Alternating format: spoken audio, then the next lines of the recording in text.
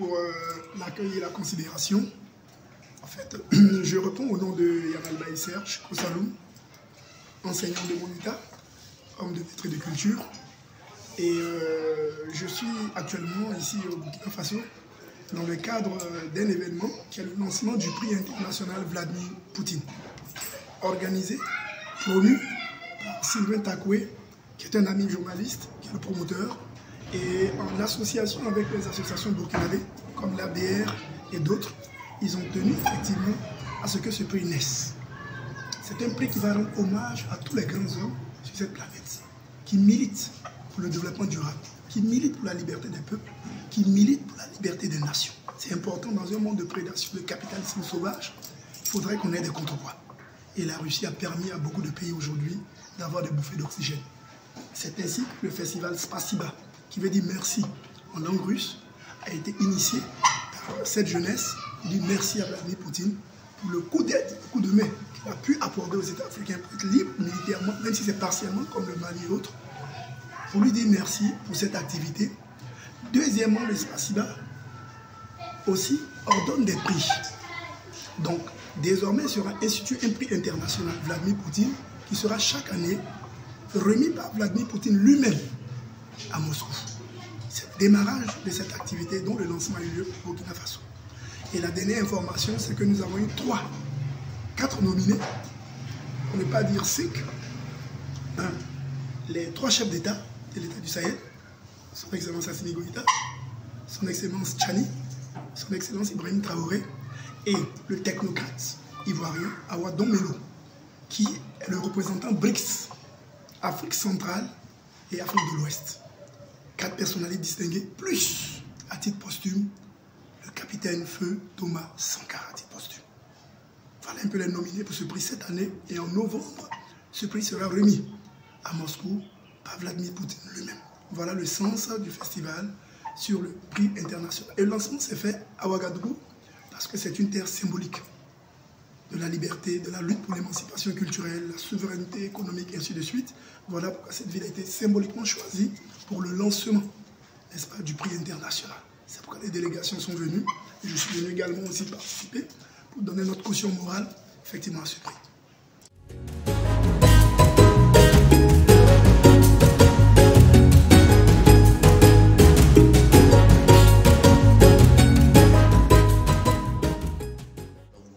Bien.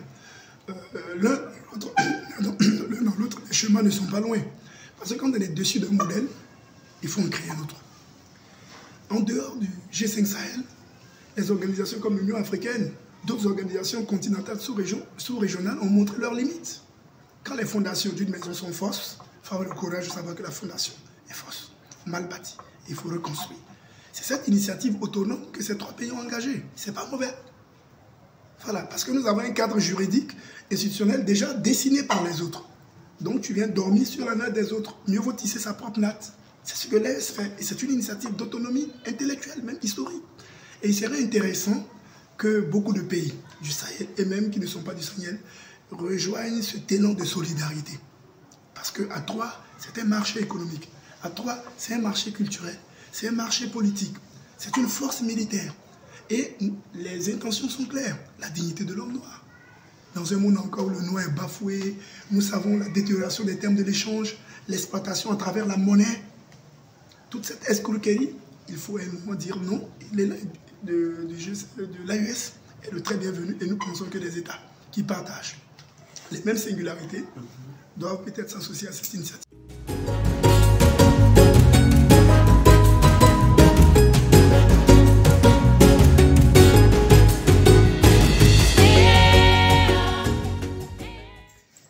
C'est un constat. C'est un constat. Le Tchad aujourd'hui abrite les forces militaires qui ont été exclues. Le serpent est allé se réfugier au Tchad.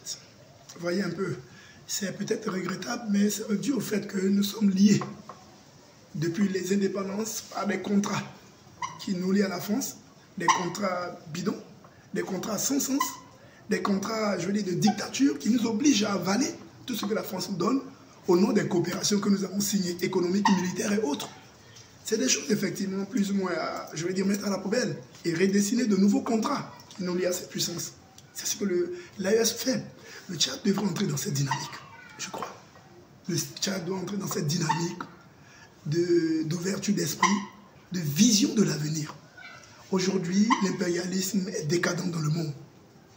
Il ne sert à rien de s'agripper à des fantômes. Mieux vaut très tôt faire le bon choix. Il serait bien que le peuple tchadien, le gouvernement tchadien, réfléchisse à une reconversion, à revoir effectivement sa ligne gouvernementale et rejoindre la famille de l'avenir. Parce que ce mouvement, c'est un autre printemps. Et c'est un printemps qui va prendre peut-être des années, des décennies. Mais le parcours sera inévitable. Les fils d'Afrique, bon gré, mal gré, se réconcilieront, se reconstitueront. Mieux vaut être dans la marche par la volonté que d'être contraint par la force. C'est cela. C'est pour dire, le lion ne veut pas abandonner si vite sa proie, hein, son gibier. Quand un lion a sa proie entre les dents, comme la France a le Tchad, il ne va pas l'abandonner au nom de quelques cris dans la rue. Non, les intérêts sont trop immenses pour la France. Donc il faudrait une force conséquente. Il faudrait une très grande force, un très grand tourbillon, un rapport de force égale, qui puisse, ou supérieur, qui puisse contraindre la France à reculer. Ça a été le cas dans les pays de l'AES.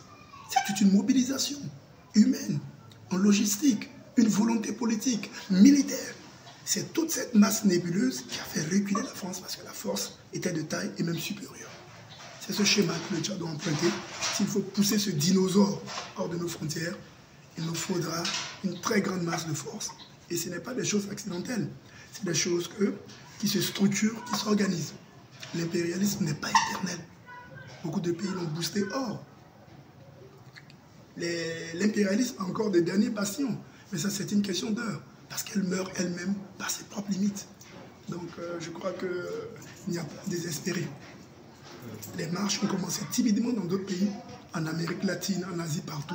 Mais l'impérialisme a fini par plier bagage. Donc, pour le cas du Tchad, nous restons optimistes. Oui, bon, le fait d'être enclavé, c'est peut-être un manque à gagner, mais ce n'est pas véritablement un handicap majeur. Puisque nous avons eu des pays qui sont enclavés, dont l'économie est supérieure à des pays côtiers. Bon, l'économie du Burkina et l'économie du Togo. Si on doit comparer, le Togo qui a une vue sur la mer, et le Burkina qui est enclavé, je pense que c'est deux économies très différentes. Hein? Et le pays enclavé, certainement bas. Ce n'est pas totalement un handicap. Consommons, produisons, consommons, parce que même dans les différents pays, la production même intérieure ne suffit pas à couvrir les besoins. Nous sommes même obligés d'exporter certaines ressources, certains vivriers pour survivre. Donc, ce n'est pas un mal, ce n'est pas un manque à gagner, et c'est vrai. On a besoin toujours des ports, mais avec effectivement l'impérialisme menaçant autour de ces capitales, je crois que des dispositions diplomatiques pourraient être toujours trouvées pour que la transaction puisse avoir lieu. Jusqu'à présent, c'est vrai, nous avons des velléités, mais le fonctionnement des ports d'Abidjan au Burkina Faso et ainsi de suite fonctionne. Même le Bénin vient de lever l'expression contre le Bénin. Les marchandises vont bientôt circuler. Donc je pense qu'on peut trouver entre frères africains des dispositions diplomatiques qui nous permettent effectivement de prendre des accords. Et aujourd'hui, on remercie l'initiative récemment en Mauritanie, je crois, où des chefs d'État, des ministres d'abord, se sont réunis pour penser au désenclavement par voie institutionnelle des pays qui sont au niveau du Sahel. C'est une très belle initiative. Je pense que le Tchad est même été présent aussi à ce grand rendez-vous. Et donc je vois là autant d'initiatives au plan institutionnel, au plan diplomatique, qui peuvent nous désenclaver. Aucun Africain n'a intérêt à voir la case de son frère brûlée. Aucun Africain. Le Burkina éclate, c'est la Côte d'Ivoire qui est en danger. Le Niger éclate, c'est le Tchad qui est en danger. C'est comme une explosion d'une bonbonne. Mais les maisons aux alentours ne peuvent pas casser. Aucun chef d'État lucide n'a intérêt. Souvent, ce sont des menaces juste symboliques, mais dans le fond, personne n'a intérêt qu'il y ait une explosion nucléaire. Parce qu'un Tchernobyl, une centrale nucléaire comme Tchernobyl, quand elle explose, personne n'est épargné. Personne n'est épargné. Donc la sagesse puisse guider nos chefs d'État à toujours trouver des terrains d'entente pour aplanir les différences, le temps de se comprendre, d'affûter les idées et changer de paradigme. Voilà. C'est vrai, la situation des droits de l'homme au Tchad n'est pas aussi reluisante. Hein? N'est pas aussi reluisante. Nous avons vu les derniers événements depuis un an qui ont endeuillé le pays. C'est une situation quand même triste, mais je crois que pour le panafricanisme et même le kamitisme aussi, qui est un courant qui accompagne le kamitisme, qui est encore beaucoup plus radical, beaucoup plus scientifique. Ce sont des mouvements d'avenir. Aujourd'hui, sur les réseaux sociaux, on assiste à une ébullition des panafricains, des leaders panafricains, des leaders kamites, et ainsi de suite. Mais effectivement, vous vous rendez compte, on dit, comme on dit dans un adage, la viande qui a duré dans le congélateur, là, on ne peut pas le manger d'un coup. Nous héritons de 2000 ans d'aliénation morale et intellectuelle depuis l'impérialisme occidental. Donc cette déformation a lieu sur les peuples africains. Il faut décongeler maintenant les consciences. C'est un processus de dégel. Et donc les premiers mouvements panafricains qui naissent déjà sont des avant-gardistes. Ce sont des pionniers d'un changement mental qui va s'opérer. Et aujourd'hui, le contexte international s'y prête.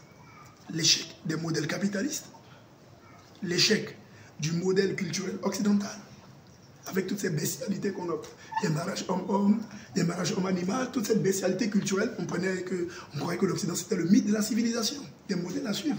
Ils sont essoufflés. Ils n'ont rien à proposer au monde. Donc cette désillusion que l'Afrique, que le Tchad et l'Afrique ont vis-à-vis de l'Occident, cette désillusion va nous ramener à nous-mêmes et réfléchir sur notre autonomie. En fait, on les a placés trop. Parce qu'ils nous ont vendu ce rêve à travers l'école, à travers la télévision, à travers les films. Aujourd'hui, nous nous rendons compte qu'il n'en est rien et que c'est au contraire nous qui constituons la force culturelle du monde, le grenier économique du monde, la force économique même du monde. Donc du coup, prenant conscience de tout cela, il y a une remodification, n'est-ce pas, du mental africain qui s'opère. C'est ce qui génère effectivement ces ébullitions sociales, mais il y a une reconfiguration qui a lieu. Et cette reconfiguration passe effectivement par des leaders, des accélérateurs, comme les panafricains, les kamites, dans ces mouvements sociaux qui peuvent être réprimés, réprimandés, mais c'est un processus. L'eau va couler, ruisseler tout doucement, humecter, et je pense que les premières herbes, les premières fleurs, les premières plantes pousseront d'ici là. C'est un processus, et c'est un processus qui s'inscrit dans le temps. C'est un processus de guérison normale. Voilà. Okay. Donc nous restons optimistes. Okay.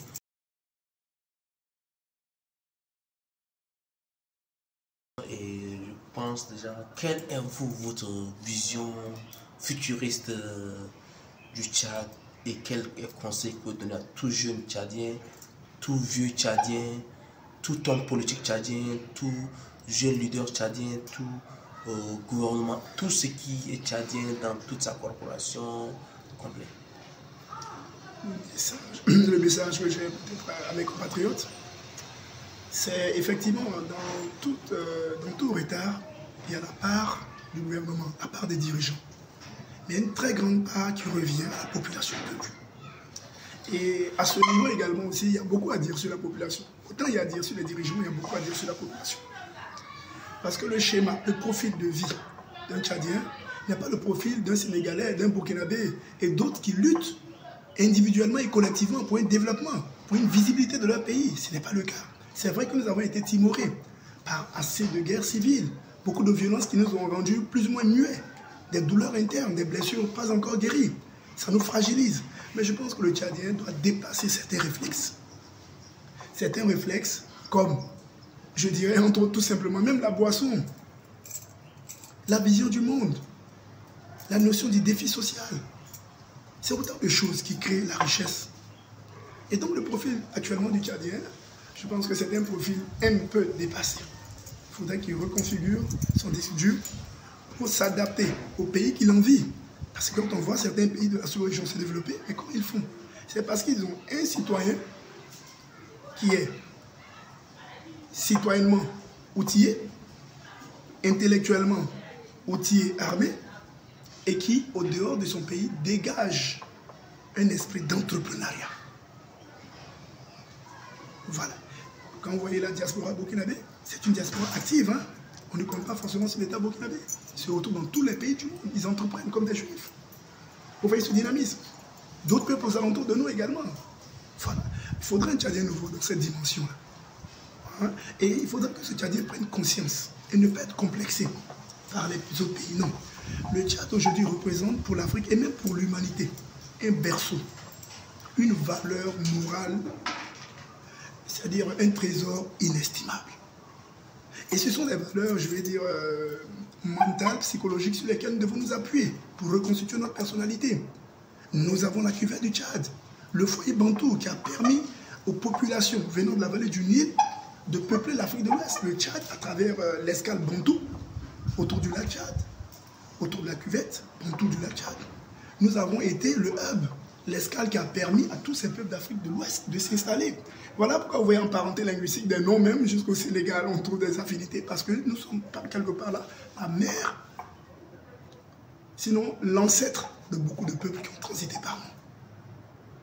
Vous voyez, nous devons avoir une mission morale. Quand le Burkinabé dit que ses ancêtres viennent du Tchad, ce n'est pas totalement faux. C'est une part de vérité historique.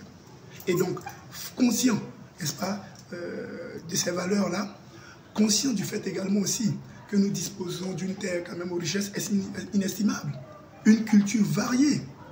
C'est autant de choses que nous pouvons exploiter pour que le Tchad revienne, n'est-ce pas, sur une échelle de visibilité dans le concert des nations. Qu'on développe des ambitions personnelles pour le Tchad.